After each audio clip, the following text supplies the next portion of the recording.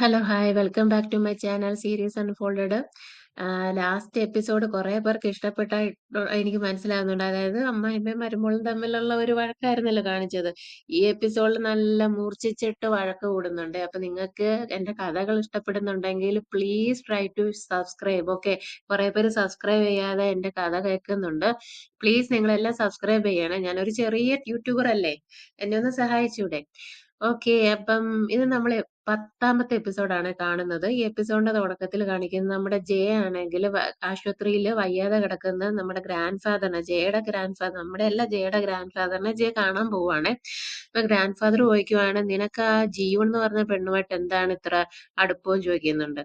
അവക്ക് വേണ്ടിയിട്ട് നീ ഫയർ വർക്സും അവിടെ ബർത്ത്ഡേക്ക് നീ ഫയർ വർക്സും ഡ്രോൺ ഷോയും ഒക്കെ നടത്തിയില്ലേ, ഞാൻ അറിഞ്ഞു എന്ന് പറയുന്നുണ്ട്. അപ്പം ജയ ചോദിക്കുന്നുണ്ട്, നിങ്ങളപ്പോ എന്നെ നിരീക്ഷിച്ചുകൊണ്ടിരിക്കുവായിരുന്നു എന്ന്. സോ അപ്പൂപ്പൻ പറഞ്ഞു, "ആ പിന്നല്ലാതെ എന്റെ കമ്പനിയല്ലേ, നിന്റെ അച്ഛൻ മരിച്ചതിന് ശേഷം നിന്നെയും വളർത്തി നിന്റെ കമ്പനിയും നോക്കി നടത്തി, എനിക്ക് പിന്നെ ഇതൊന്നും അറിയാതിരിക്കുവോ?" അപ്പം ജയ പറയുന്നുണ്ട്, എനിക്ക് ആ പെണ്ണിനോട് അങ്ങനെ വലിയ ഇഷ്ടമൊന്നും അല്ല, ഒരു സാധാ സ്റ്റാഫിനോടുള്ള സ്നേഹം അത്രേ ഉള്ളൂ എന്ന് പറയുന്നുണ്ട്. പക്ഷെ മുത്തശ്ശൻ പറയും, സാധാ സ്റ്റാഫോ, നീ എന്നെ കളിക്കണ്ട, എന്നോട് കളിക്കണ്ട എന്നൊക്കെ പറയുവാണ് ചെയ്യുന്നത്. ഈ സമയം ജയ അധികം ഒന്നും മുത്തശ്ശനോട് പറയുന്നുമില്ല. ജയ മനസ്സിൽ വിചാരിക്കുന്നത്, ഇനി ഒരു പെണ്ണിന്റെ ജീവിതം അവൻ കളയണ്ട എന്നുള്ള രീതിക്ക് അതേസമയം മുത്തശ്ശൻ പറയുവാണ്, നീ മറ്റേ ബിസിനസ് ടൈക്കൂന്റെ മകളുമായിട്ടുള്ള എൻഗേജ്മെന്റ് എന്താ നിർത്തിവെച്ചേ എന്നൊക്കെ ചോദിക്കുന്നുണ്ട്. അപ്പൊ ജയ മനസ്സിൽ വിചാരിക്കുവാണ്, അവൻ ഒരു ആക്സിഡന്റ് പറ്റിയിട്ടാണല്ലോ ഫ്യൂച്ചറിൽ നിന്നും ടൈം ട്രാവൽ ചെയ്ത് പാസ്റ്റിലേക്ക് വന്നത്. സോ അവൻ ഈ ഒരു സമയത്തും അവൻ ഇനിയും ഇതുപോലെ ആക്സിഡന്റ് സംഭവിക്കാം. കാരണം അവന്റെ ഫേറ്റ് അവനൊന്നും മാറ്റാനൊന്നും ശ്രമിക്കുന്നൊന്നും ഇല്ലല്ലോ പ്രസന്റ് ടൈമില്. സോ ഇനി അവൻ അങ്ങനെ ഒരു ആക്സിഡന്റ് സംഭവിച്ച് അവൻ മരിച്ചു പോയി കഴിഞ്ഞാൽ ഏതെങ്കിലും ഒരു പെണ്ണിന് അവൻ കാരണം വിധവയാകണ്ട എന്നുള്ള ഒരു വിചാരത്തിന്റെ പുറത്താണ് അവൻ ജിയൂണിനോട് അവന്റെ സ്നേഹം പറയാത്തതും വേറൊരു പെണ്ണിനെ കല്യാണം കഴിക്കാൻ താല്പര്യപ്പെടാത്തതും. അപ്പൊ ഇതെന്തായാലും ആരോടും പറയാനൊന്നും പറ്റത്തില്ലല്ലോ. സോ ജയ ആണെങ്കിൽ അവന്റെ അപ്പൂപ്പന്റെ കൈ പിടിച്ചിട്ട് ഒന്നിനും റിപ്ലൈ കൊടുക്കാതെ, അപ്പൂപ്പൻ നിങ്ങളുടെ മുത്തശ്ശൻ, നിങ്ങളുടെ ആരോഗ്യം നിങ്ങൾ ശ്രദ്ധിക്കണം കേട്ടോ. ഞാൻ നിങ്ങളെ സ്നേഹിക്കുന്നു. ഞാൻ എന്തെങ്കിലും നിങ്ങളെ മനസ്സ് വിഷമിപ്പിച്ചിട്ടുണ്ടെങ്കിൽ ഐ ആം സോറി എന്നൊക്കെ പറഞ്ഞിട്ട് മുത്തശ്ശനെ അങ്ങ് കെട്ടിപ്പിടിക്കുവാണ്. ഹഗ് ചെയ്യുവാണ്. അപ്പൊ ഇത് കണ്ടിട്ട് മുത്തശ്ശൻ ആകെ വണ്ടർ അടിച്ചിരിക്കും. കാരണം യാതൊരുവിധ ഇമോഷൻസും ഇല്ലാത്ത ഒരു ഇമോഷൻലെസ് ഹ്യൂമൻ ബീങ് ആയിരുന്നു നമ്മുടെ ജയ എന്ന് പറയുന്ന പയ്യൻ. അപ്പൊ ഇവൻ ഇങ്ങനൊന്നും ചെയ്തിട്ടേ ഇല്ല. അപ്പൊ ഇവൻ ആദ്യമായിട്ട് ഇങ്ങനെ ഹഗ് ചെയ്തപ്പോഴൊക്കെ മുത്തശ്ശൻ ആകെ വണ്ടർ അടിച്ച് അങ്ങനെ അങ്ങനെ ഇരിക്കുകയാണ്. ഇപ്പൊ ഇവിടെ ഒരു കൊച്ചുമോനും മുത്തശ്ശനും തമ്മിലുള്ള ഒരു ബോണ്ടിങ് ആണ് ഇവിടെ കാണിക്കുന്നത്. അടുത്തായിട്ട് കാണിക്കുന്ന ജയ അവൻ ഒതന്റിക് എന്ന് പറഞ്ഞ ബ്രാൻഡായ കമ്പനിയുടെ ഒരു നെക്ലേസ് ഇട്ട ആ കവർ നോക്കിക്കൊണ്ടിരിക്കുവാണ്. അപ്പൊ അവിടത്തേക്കിന് ജിയൂൺ വരുന്നുണ്ട്. അപ്പൊ നമ്മൾ വിചാരിച്ചും ജിയൂണിന് ഇപ്പൊ അവൻ ആ ഗിഫ്റ്റ് കൊടുക്കുമായിരിക്കുന്നു. പക്ഷെ ജിയൂൺ വരുമ്പോഴത്തേക്കിനും അവൻ ആ ഗിഫ്റ്റ് പുറകിലോട്ട് എടുത്ത് മാറ്റി വെക്കുവാണ്, ജിയൂണെ കാണിക്കാതെ. എന്നിട്ട് ജിയൂണിന്റെ അടുത്ത് ഭയങ്കര വിഷമത്ത രീതിയിൽ സംസാരിക്കുമ്പോൾ ജിയൂൺ ചോദിക്കുന്നുണ്ട്, നിങ്ങൾക്ക് എന്തെങ്കിലും വിഷമമുണ്ടോ? ചോദിക്കുമ്പം അവൻ ഒരു ഡിപ്രസ്ഡ് രീതിയിലാണ് സംസാരിക്കുന്നത്. അപ്പൊ ജിയൂൺ പറയുന്നുണ്ട്, നിങ്ങൾ വിഷമിക്കണ്ട, നിങ്ങൾക്ക് ഞാനൊരു സോളിഡ് ലാൻഡ് ആയിട്ട് എന്നും നിലകൊള്ളൂ എന്ന് പറയുന്നുണ്ട്. അതായത് അന്ന് റിവർ സൈഡിൽ വെച്ചിട്ട് നമ്മുടെ ജിയൂണെ ജയ രക്ഷിക്കുമ്പോൾ അവൻ പറഞ്ഞ അതേ വാക്യമാണ് അവളും ഇന്ന് പറയുന്നത്. മാത്രമല്ല, നിനക്ക് ഞാൻ എന്നും ഒരു ബെസ്റ്റ് ഫ്രണ്ട് ആയിരിക്കും എന്ന് പറഞ്ഞിട്ട് കയ്യും കൊടുക്കുന്നുണ്ട്. സോ നല്ലൊരു സീൻ തന്നെയായിരുന്നു അത്. അപ്പം അതെന്താണ് സോളിഡ് ലാൻഡ് എന്നുള്ളതിനെ കുറിച്ചൊക്കെ അറിയണമെങ്കിൽ നിങ്ങൾ മുന്നത്തെ എപ്പിസോഡ്സ് കാണണേ. സോ അത് കഴിഞ്ഞ് കാണിക്കുന്നത് നമ്മുടെ പാർക്ക്മിനിന്റെ വീട്ടില് അവന്റെ അമ്മയാണെങ്കിൽ അവന്റെ അച്ഛനെ വഴക്ക് പറഞ്ഞുകൊണ്ടിരിക്കുകയാണ്. അത് ഇവരുടെ അമ്മയ്ക്ക് ഇഷ്ടപ്പെട്ട ഡ്രസ്സേ അയാൾ ഇടാൻ പാടുള്ളൂ. ഇപ്പം തന്നെ നമുക്ക് മനസ്സിലാക്കാം ആ വീട്ടിലെ എല്ലാ കാര്യങ്ങളും ഈ പുള്ളിക്കാരത്തിയുടെ തലേ കൂടെയാണ് നടക്കുന്നതെന്ന്. ഇവര് പറയുന്നതല്ലാതെ അവിടെ വേറെ ഒരു അടി നടക്കത്തില്ല. സോ അങ്ങനെ അച്ഛന്റെയും അമ്മയുടെയും വഴക്ക് പറഞ്ഞിട്ട് അമ്മ തിരിഞ്ഞ് നമ്മുടെ പാർമിനിന്റെ അടുത്തോട്ട് പറയുവാണ്, നീ നിന്റെ ആ പെണ്ണിനെ വിളിച്ചിട്ട് ഇന്ന സമയത്തിന് വരാൻ പറ. നമുക്ക് പിന്നെ 10 മിനിറ്റ് കഴിഞ്ഞു പോയാ മതി. അവള് കുറച്ചേരം അവിടെ വെയിറ്റ് ചെയ്യട്ടെ. എന്റെ നല്ല മോനെ അവള് തട്ടിയെടുത്തതല്ലേ. അവള് കുറച്ചേരം വെയിറ്റ് ചെയ്യട്ടെ. അവൾക്കൊരു പാടില്ലാതല്ലേ അവള് എന്റെ മോനെ എടുത്തത്. കുഴപ്പമില്ല എന്നൊക്കെ പറഞ്ഞിട്ട് പെണ്ണും പിള്ളേം അങ്ങ് പോവാണ്. ഇപ്പം തന്നെ ചെകിട്ടത്തൊരു അടി വെച്ച് കൊടുക്കാൻ തോന്നും.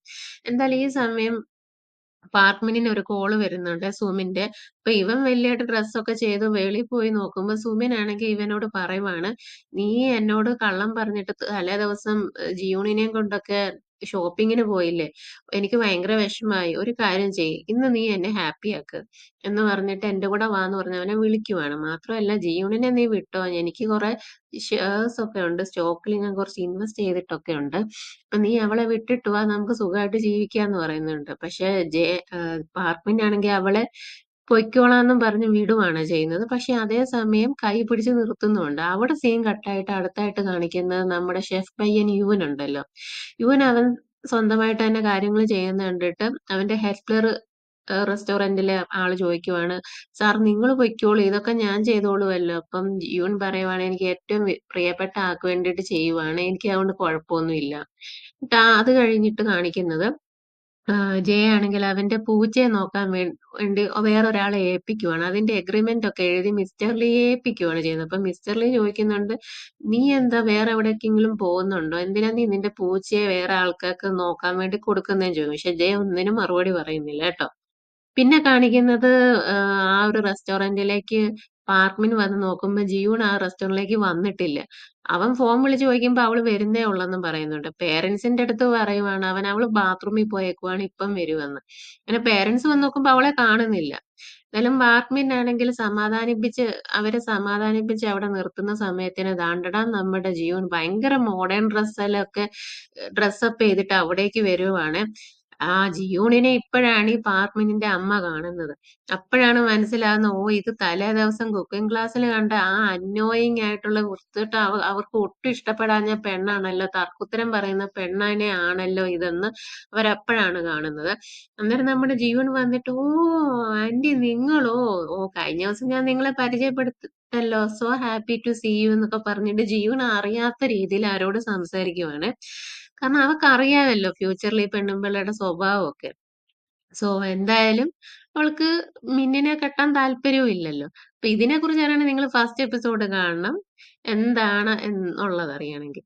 ദെൻ അവര് ഫുഡ് കഴിക്കാനായിട്ട് ഇരിക്കുമ്പം നമ്മുടെ പാർമിനിന്റെ അമ്മ പറയുവാണ്, ഓ നിന്നെ കൂട്ടൊരു പെണ്ണിനെ അവൻ കണ്ടെത്തി എന്നുള്ളത് എനിക്ക് അറിയത്തില്ലായിരുന്നു.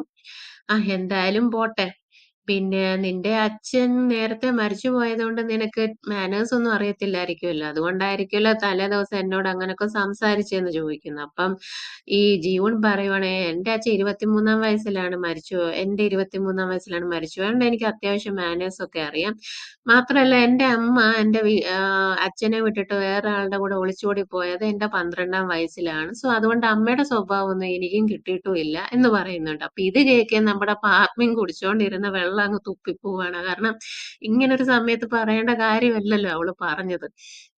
എന്തായാലും അങ്ങനെ ഒരു ഓക്വേർഡ് സിറ്റുവേഷൻ ഒക്കെ അവിടെ കഴിഞ്ഞേച്ച് ആ, പാർമിൻ ചോദിക്കുവാണ്, നീ ഇതെന്തുവാണ് ഈ വവ്വാല് ചിറക് പോലത്തെ ഒരു ഡ്രസ്സൊക്കെ ഇട്ടുകൊണ്ട് വന്നത്, ഞാൻ നിനക്ക് ഇന്നലെ മേടിച്ചു തന്ന ഡ്രസ്സൊക്കെ എന്തേന്ന് ചോദിക്കുവാണ്. അപ്പം ജീവൻ പറയാണ്, നീ പേടിക്കണ്ട, നീ ഇന്നലെ എനിക്ക് മേടിച്ചത് 40,000 മൂണിന്റെ നല്ല ലക്ഷറി ബാഗ് ഞാൻ ഇന്ന് ഇട്ടോണ്ട് വന്നിട്ടുണ്ട്, ദേ കണ്ടില്ല എന്ന് പറഞ്ഞ് എടുത്ത് കാണിക്കുകയാണ്.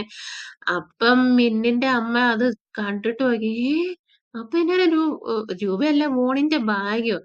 അപ്പം ജീവൻ പറയുവാണ്, ജീവൻ ചോദിച്ചു, മമ്മി എന്താന്ന് ചോദിക്കുമ്പോ മമ്മി പറയാണ്, ഓ എനിക്ക് ഇന്ന് വരെ അവൻ ആദ്യത്തെ ശമ്പളത്തിൽ നിന്ന് ഒരു സോക്സ് മാത്രമാ മേടിച്ച് തന്നേക്കുന്നേന്ന്. ഓ സോ സോറി, എന്താ മിന്നിങ്ങനെന്നൊക്കെ പറഞ്ഞിട്ട് ജീവൻ അവനെ ഒരു അടിയൊക്കെ അടിച്ച് അങ്ങനെ അവിടെ ഇരിക്കുന്നു. പിന്നെ ഈ പെണ്ണുമ്പിള്ള ഓരോന്ന് കുത്തി കുത്തി സംസാരിക്കാനായിട്ട് പോകുന്നതാണ് കാണിക്കുന്നത്. അതായത് സ്വന്തമായിട്ട് അവര് തന്നെ പാർക്ക്മെന്റിനെല്ലാം വിളമ്പി കൊടുക്കുകയും അതുവഴി പാർക്ക്മിൻ ഒരു മമ്മാസ് ബോയ് ആണ് എന്ന് നമുക്കിവിടെ കാണുന്നുണ്ട്. പിന്നെ എങ്ങനെ ആ കുട്ടിക്ക് പിന്നെ ആ വീട്ടില് ഫ്രീഡം കിട്ടും. മാത്രമല്ല ഈ പുള്ളിക്കാരത്തി പറയുവാണ്, നീ ഇനി കല്യാണം കഴിഞ്ഞാലും മിന്നിനെ ആ കുട്ടികളുടെയും വീട്ടിലെയും കാര്യമെല്ലാം ഇനി നീയാണ് നോക്കേണ്ടത്, ജോലിക്കും പോയി എന്നൊക്കെ പറയുന്നുണ്ട്. അപ്പം ജീവൻ പറയുവാണ്, അതെ ഞാൻ ജോലിക്ക് എന്തായാലും പോകുന്നത് റിസൈൻ ചെയ്തിട്ട് ഇരിക്കാനാണ് വിചാരിക്കുന്നതെന്ന്. അതെന്താ? അല്ല അങ്ങനെ ജോലി റിസൈൻ ചെയ്താലേ എനിക്ക് മിന്നിനെയും കുട്ടികളുടെയും വീട്ടിലെ കാര്യങ്ങളൊക്കെ നോക്കാൻ പറ്റത്തുള്ളൂ. അതുകൊണ്ടാ. അപ്പൊ എനിക്ക് കൂടുതൽ സമയം കിട്ടുമല്ലോ എന്ന്. അപ്പം പെണ്ണുമ്പിള്ള പറയാ, നീ ജോലിയൊന്നും രാജിവെക്കേണ്ട കാര്യമൊന്നുമില്ല, ജോലിക്കും പോയിട്ട് നീ ബാക്കി എല്ലാ കാര്യങ്ങളും ചെയ്താൽ മതിയെന്ന് പറയുവാണ് ചെയ്യുന്നത്. അതായത് ഈ പെണ്ണുമ്പിള്ളക്കാണെങ്കില് ജോലി ചെയ്ത് അവളുടെ പൈസയും എടുക്കണം, അവളെ കൊണ്ടൊരു വേലക്കാരിയെ കൂട്ട് പണിയും ചെയ്യിപ്പിക്കണം. അതാണ് മനസ്സിലിരിപ്പ്. നിങ്ങൾക്ക് മനസ്സിലായല്ലോ അല്ലേ? എന്തായാലും ആ ഒരു ഇത് കഴിഞ്ഞേച്ച് പറയുവാണ്, നാളെ ഞങ്ങൾക്കാണെങ്കില് പിതൃക്കൾക്ക് ബലിയിടുകയല്ല, അവരുടെ ഒരു ഫംഗ്ഷനുണ്ട്. അപ്പൊ അതിനു വേണ്ടി പാർക്ക്മിന്നാണ് ഇത് ചെയ്യുന്നത്. അപ്പം നീ ഇനി ഞങ്ങടെ വീട്ടിലെ അംഗമല്ല, അതുകൊണ്ട് നീയും കൂടിക്കോളാൻ പറയുന്നുണ്ട്. മാത്രമല്ല അവരപ്പം തന്നെ പറയാണ്, നിന്റെ അച്ഛന് ഏറ്റവും വിഷമമുള്ള ഒരു കാര്യം നീ ഒരു പെൺകുട്ടി ആയതായിരിക്കില്ല. കാരണം മരിച്ചുപോയ നിന്റെ അച്ഛന് ആ ഒരു ഫംഗ്ഷൻ ചെയ്യാൻ ആൺകുട്ടികളാരും ഇല്ലല്ലോ എന്ന് പറയുവാണ്. ഇത് കേട്ടതും ജിയൂണിനാകെ ദേഷ്യം വരുവാണ് ചെയ്യുന്നത്. അപ്പം ജിയൂൺ പറയാ, മിസ്സിസ് തള്ളെ എന്ന് പറഞ്ഞിട്ട് പറയുവാണ്, നിങ്ങൾ നിങ്ങളുടെ വാക്ക് ശ്രദ്ധിക്കുക. ഇത് കേട്ടതും പാർമിനിന്റെ അമ്മയ്ക്ക് അങ്ങ് വല്ലാണ്ടായിപ്പോയി. ഈ മരുമോളാകുന്ന പെങ്കൊച്ച് തന്റെ അടിമയായിട്ട് അടിയിൽ കിടക്കണമെന്ന് വിചാരിക്കുന്ന ഒരു പെണ്ണും പിള്ളയായിരുന്നു അവര്. അപ്പൊ ഒരു പെണ്ണ് അവരുടെ മുഖത്ത് നോക്കി അങ്ങനെ പറഞ്ഞപ്പോ എല്ലാവർക്കും അങ്ങ് വണ്ടറടിച്ചേ. അപ്പം പാർക്ക്മിൻ ചോദിക്കണ്ട്, എന്താ നീ മിണ്ടാതിരിക്കെന്ന് പറഞ്ഞ് കൈ പിടിക്കുന്നുണ്ടെങ്കിലും ജിയൂൺ അതൊന്നും കേട്ടില്ല. ജിയൂൺ പറഞ്ഞു തുടങ്ങി, നിങ്ങൾ ഇത്രയും നേരം പറഞ്ഞത് ഞാൻ ക്ഷമിച്ചു. എന്റെ അച്ഛനെ കുറിച്ച് ഇനി എന്തെങ്കിലും ഒരു വാക്ക് പറഞ്ഞാലുണ്ടല്ലോ, എനിക്ക് എന്തായാലും നിങ്ങളുടെ മോനെ കല്യാണം കഴിക്കാൻ യാതൊരു താല്പര്യവും ഇല്ലാന്ന് പറയുവാണ്. എന്റെ അച്ഛൻ എന്നെ നല്ലപോലെ പഠിപ്പിച്ച് ജോലി മേടിപ്പിച്ചിട്ടാണ് മരിച്ചു പോയത്. എന്റെ അച്ഛന് ഞാൻ തന്നെ എല്ലാം ചെയ്യും. എന്ത് ഫംഗ്ഷൻ ആണെങ്കിൽ തന്നെയും എന്ന് പറയുവാണ് ചെയ്യുന്നത്. എന്നിട്ട് അവിടുന്ന് ആ മാരേജും ബ്രേക്ക് ആക്കി വെളിയിൽ ഇറങ്ങി വരുമ്പോ പാർക്ക്മിൻ പുറകില് വന്നിട്ട് അവളെ പിടിച്ച് അടിക്കാനായിട്ട് ഓങ്ങും. നീ എന്ത് ധൈര്യമുണ്ട് എന്റെ അമ്മയോട് അങ്ങനെയൊക്കെ പറയാനെന്ന്. പക്ഷേ നമ്മുടെ ജിയൂൺ ആണെങ്കിലും മാർഷൽ ആർട്സ് നമ്മുടെ ജയ കുറച്ചും പഠിപ്പിച്ചു കൊടുത്തായിരുന്നല്ലോ. അത് മനസ്സിൽ വെച്ചുകൊണ്ട് കൈ പിടിച്ച് എങ്ങനെ ഒരാളെ മലർത്തി അടിക്കണം എന്നുള്ളത് അവള് പഠിച്ചിരുന്നു. അങ്ങനെ തന്നെ അവളാണെങ്കിൽ പാർക്ക്മിനിനെ അവിടെ വെച്ച് മലർത്തി അടിക്കുവാണ് ചെയ്യുന്നത്. സോ ഇത് കണ്ടിട്ട് പുറകിന് ഓടി വന്ന മിന്നിന്റെ അമ്മയും അച്ഛനും ഇത് കണ്ട് വണ്ടറടിച്ചിരിക്കും. അതായത് എന്റെ പുന്നാര മോനെ ഒരു പെണ്ണെടുത്തിട്ട് മലർത്തി അടിക്കുന്നൂന്നും പറഞ്ഞ് അവര് വണ്ടറടിച്ച് നോക്കിയിരിക്കുവാണ്. മാത്രമല്ല നമ്മുടെ ഷെഫ് പയ്യനും ഇത് കാണുന്നുണ്ട്. അപ്പൊ അവനും മനസ്സിലായി മാരേജ് ഇവിടെ ബ്രേക്ക് ആയെന്ന്. പക്ഷെ ഇതൊക്കെ നടന്നെങ്കിലും നമ്മുടെ ജിയൂണിന്റെ മനസ്സിനൊരു സന്തോഷവാ തോന്നുന്നത്. സാധാരണ മാരേജ് ബ്രേക്ക് ചെയ്യുമ്പോൾ പെൺപിള്ളേർക്ക് വിഷമമാണെങ്കിലും ജിയൂണിന് ഇവിടെ സന്തോഷവാ തോന്നിയത്. അപ്പം എന്തായാലും ഇനി അടുത്ത എപ്പിസോഡിൽ നമുക്ക് കാണാം എങ്ങനെയാണ് ഓഫീസിലുള്ള ആൾക്കാരുടെ മുന്നിൽ നമ്മുടെ ജിയൂൺ ഇവനെ ഡംപ് ചെയ്യുന്നതെന്ന്. അപ്പം stay tune, please subscribe. Thank you.